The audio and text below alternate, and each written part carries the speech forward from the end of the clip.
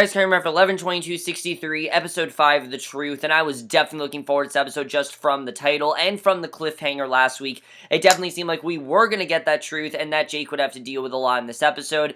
A lot of people have been saying that this was the worst episode so far, and for me, I would not say that. I'd say last week's episode was a lot more slow. I think last week's episode was very slow at points. I wasn't as into it, and this episode I really loved, I gotta say. Minus two really stupid things that happen in this episode that they're minor, but one of them's minor, one of them's major. We'll get into that. But overall, I really did love this episode. This was a really great one, and it mainly did focus on that subject, the truth. And like one other thing, of course, it focused on the whole Oswald situation. But let's just get in this episode. There's a lot to get into, and we only have 3 episodes left, believe it or not. But I gotta say, this is really going by fast, and you guys know I really do love this show.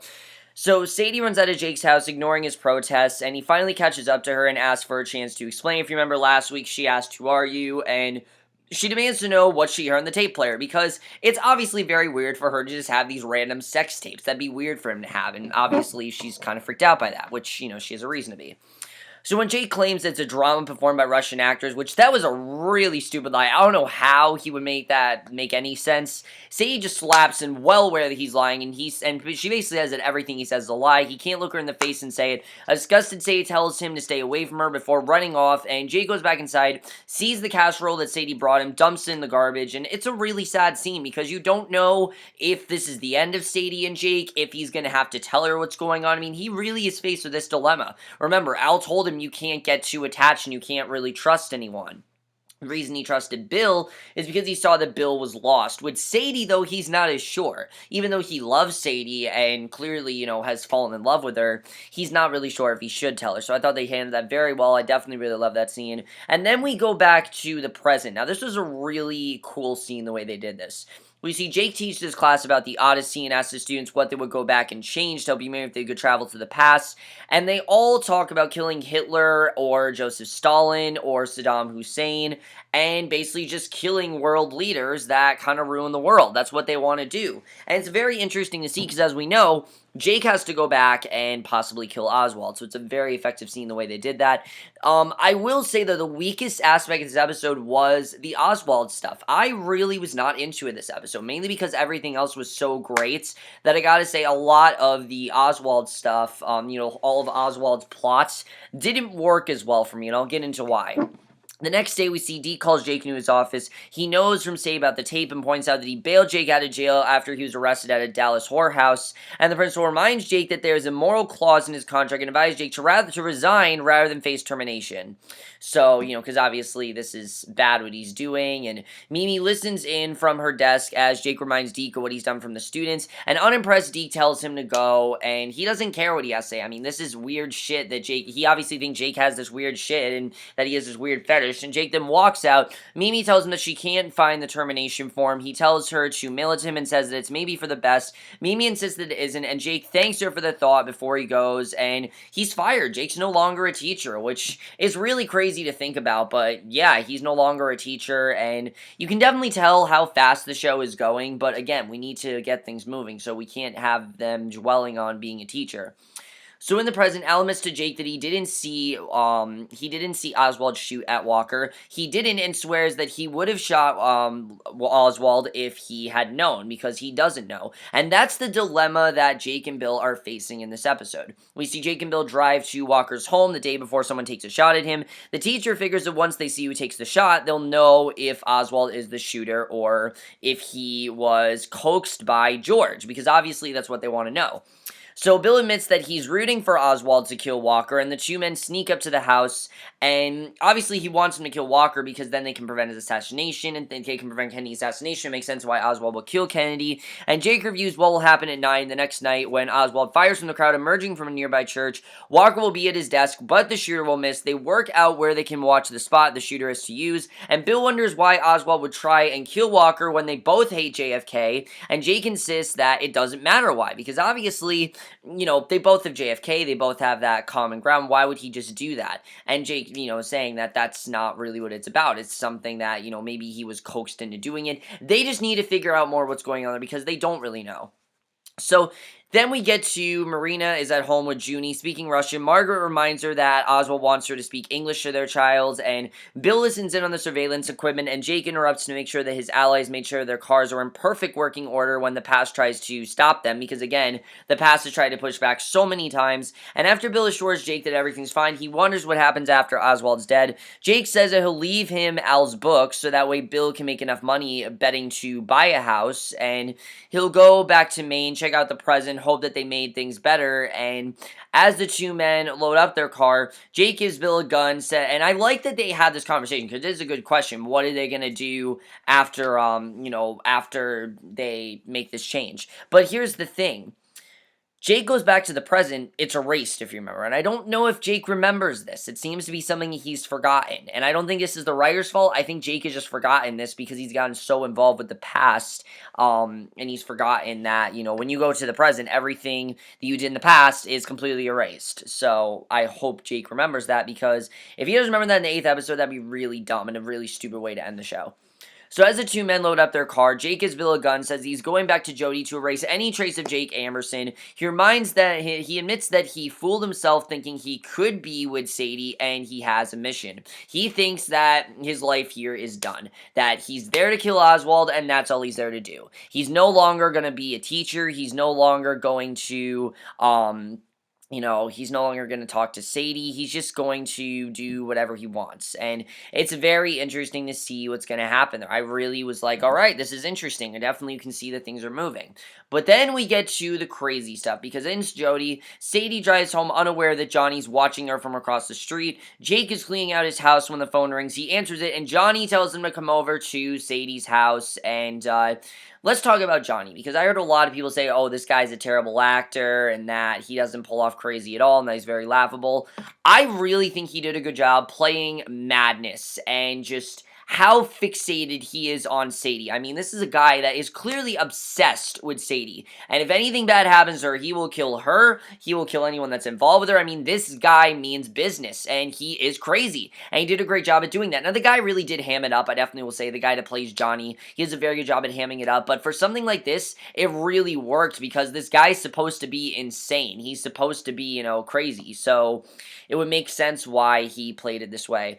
But then we get to the stuff I know you guys really want me to talk about, the dinner table scene, which without a doubt, what people are calling the dinner table scene, which without a doubt was one of the most intense things the most intense thing we've seen in the show.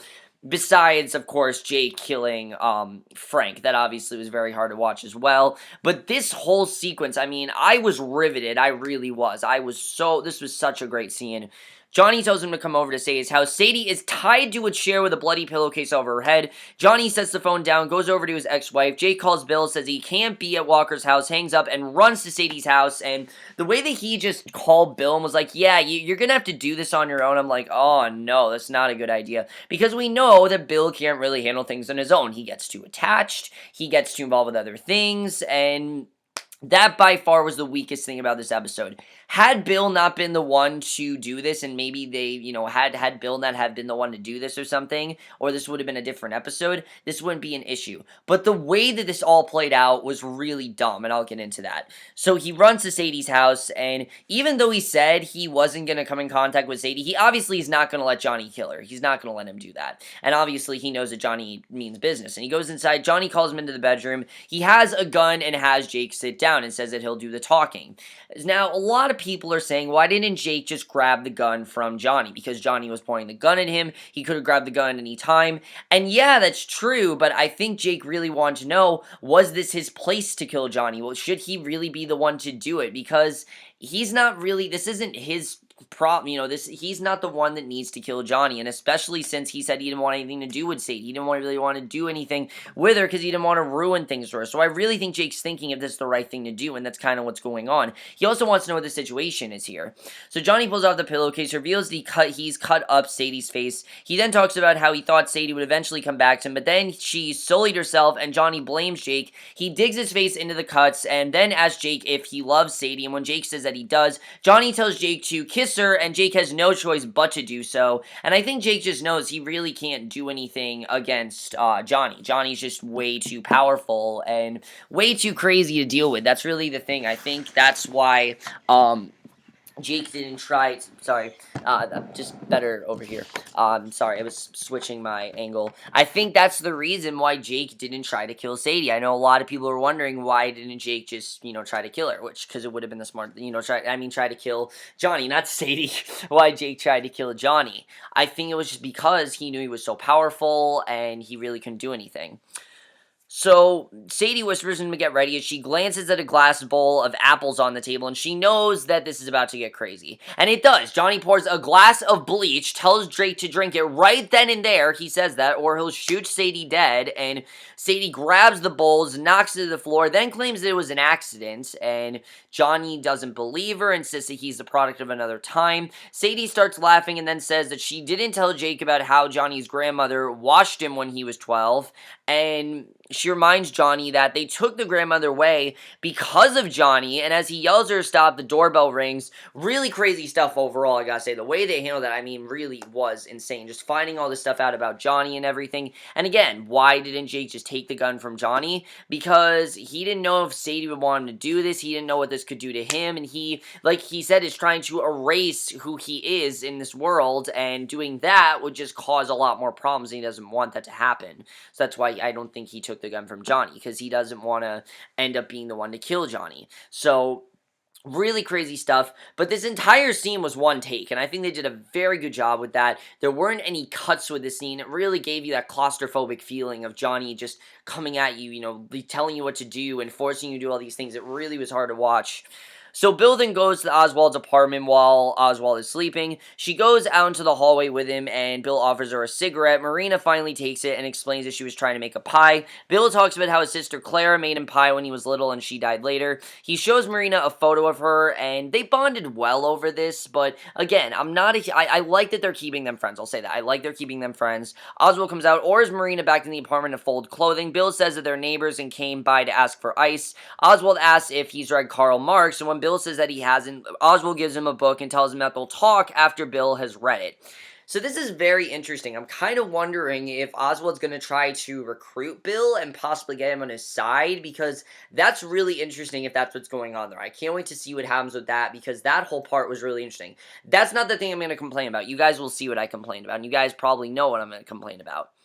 So Johnny, as Jake answers the door, he discovers that it's two of the students, Mike and Bobby Jill. They explain they came by to deliver a spring raffle prize that Sadie won, and Jake says that he's working on the sink, and Mike offers to help, and Jake says that they should go. He whispers to them to call the police and to get the police and close the door, and Johnny has him lock it. And obviously, that whole scene was crazy too, just knowing that Johnny was there, knowing what he could do. Johnny warns that if he hears police sirens, then he'll cut off Sadie's nose. Literally, he'll cut off her nose, and tells Jake to drink the bleach. He promises that he'll spare Sadie because she's his wife, and you see Jake, he's about to drink the bleach. Now, you know that Jake's obviously not going to drink the bleach. He needs to live. That's just what's going to happen.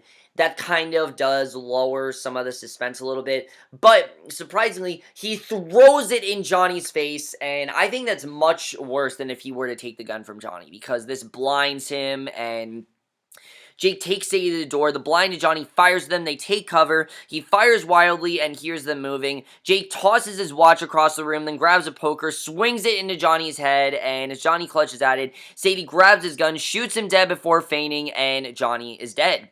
And what I like about this is that Sadie was the one to kill him, and I think that's what Jake wanted. I think Jake knew that Sadie's wanted to kill Johnny, and he was going to let Sadie kill him because that's what she wanted to do. She's the one that's gone through all this. He hasn't. He, of course, has seen what Johnny can do and how dangerous Johnny is, but he hasn't really suffered the way that Sadie has. This is someone that Sadie's had to put up with for years, and her finally getting to kill him, I think that's really what Jake wanted. He wanted Sadie to finally get to kill the man that has tortured her all these years, and I think that's really what it was about. So, I'm not upset that Jake didn't shoot at Johnny. I'm not upset about that. Jake did try to save Sadie, but ultimately Sadie was the one to kill him, and I like the way they played that out. So police and ambulance attendants arrive. They take Sadie to Parkland Hospital in Dallas. Obviously, she's very severely hurt. And Officer Stevens approaches Jake, says that they'll need a statement from him. Deke comes over, tells his former student that Jake teaches at his school, and he tells Stevens that he can find Jake at the hospital, leads his friend to the car, and as they walk away, Deke asks Jake if he killed Johnny, and Jake says that he did, and Deke's happy that he did this, because he sees that he really does care about Sadie. And I was thinking if he was going to reinstate his position, but he's probably not. But I do like that Deke and Jake are still friends, that even though Jake isn't working at the school, Deke is still friends with him, and I like the way that's working out. So Bill watches the Oswald apartment from across the street, sees Oswald come out. He calls up to Marina saying that he's going to the library, and Bill follows him as he walks away. And at Parkland, Dr. Jones visits Jake in the waiting room. Now, interestingly enough, we know that Parkland, that's going to be the place where JFK is killed. Very interesting the way they did that. You guys probably know that, though. I just found that really interesting because that Parkland, that is the area where JFK is, going to be assassinated, and just kind of cool the way they did that. I mean, it is 63, of course. It's not 11/22/63, but it's getting pretty close to it. So he warns that Sadie's in critical condition. Deke and the students are there. They offer to donate blood, and Deke gets them organized, and Stevens arrives. He questions Jake in the hallway, pointing out that Jake and Sadie recently argued and broke up, and Jake admits that it felt great cracking open Johnny's skull. Seemingly satisfied, Steven offers his prayers for Sadie's recovery and leaves, and yeah, Jake was the one to do that to Johnny, but Sadie did take that final shot, so there is that, and you can see that he's happy that Johnny's gone, because this isn't something he has to deal with anymore. It's off his plate, and he's happy about that. So Jake looks at the wall clock and realizes that it's almost 9. The shooters go after Walker at 9, and he has to get there somehow. And then we get this really stupid scene. Look, I like Bill's character. I do. I've never disliked Bill as a character, but come on. This was really stupid, I have to say. And the way they handled this was just really dumb. Bill watches Walker's house, remembers what Jake told him earlier, that what's going to happen, and Walker sits down at his desk. Bill hears someone moving in the bushes. The church service gets out at 9. Bill imagines seeing Clara coming out. For whatever reason, runs over calling his sister's name, realizes that it's not Clara, and what an idiot. I mean, Bill apologizes. The shot rings out from the Walker house, and oh my god, you're an idiot. Like, what the hell? Why would you just run out and think that that was your sister? You couldn't take 2 minutes. Honestly, what you could have done, you could have seen what happened there, then ran out and see your sister. It wouldn't have, made a difference. Obviously, that girl wasn't his sister, but he very quickly could have, listened to what was going on. Then he could have run up to her. I mean, you just needed a couple minutes, and it was really dumb what Bill does. I understand that he's fixated on Claire and that he thinks that she's back, but he knows that she died. I mean, he's not hallucinating. This really felt weird to me. It really was dumb for Bill, and a lot of people I know don't like Bill's character. With something like this, I can understand why. Bill's made stupid decisions, definitely, but he's just not experienced as Jake. That's how I've put it off. But with something like this, Bill was an idiot here, really. Jake should never leave Bill on another mission again, because this was really dumb, and I don't think he's going to after this.